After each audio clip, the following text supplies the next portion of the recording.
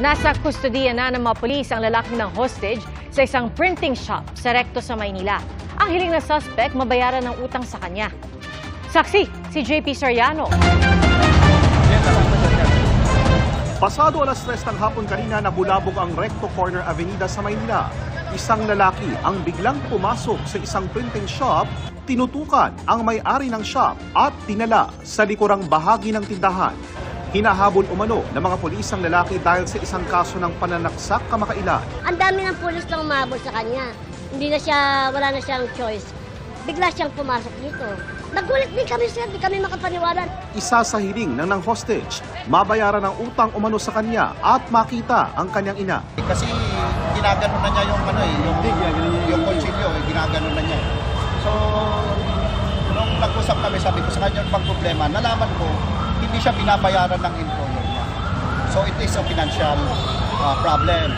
Mahigit isang oras tumagal ang negosasyon hanggang sa Pinilang ko sa magulang niya, sa nanay niya, yung pera. Sabi ko sa kanya, yumakap ka sa akin, walang mangyayari sa'yo. Binaba niya yung kutsilyo, and that's it, na walang nangyari. Wala natapos ng maayos. Nagpadala kagad kami ng mga personnel namin para i-clear yung area. Kasi yun ang mismo nakaka-distract talaga pag maraming mga tao. Wala siyang marinig na radyo, wala siyang mapanood na TV. And at the same time, ang communications dun lang sa negotiator o sino man yung unang dumating. At nagkataon na yun, tumatanggap na siya ng tubig at nakakausap na natin siya. Eventually, bumigay na rin siya at sumuko na.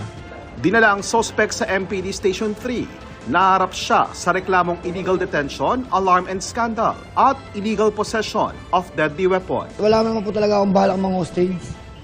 Napatakbo lang po talaga ako dahil po yun sa mga mahabol sa akin. Kasi po, kaya po ako napunta sa Recto uli para kunin ko yung sahod ko. 3 araw na sahod ko na ayaw nila ibigay. Para sa GMA Integrated News, ako po si JP Soriano, ang inyong saksi.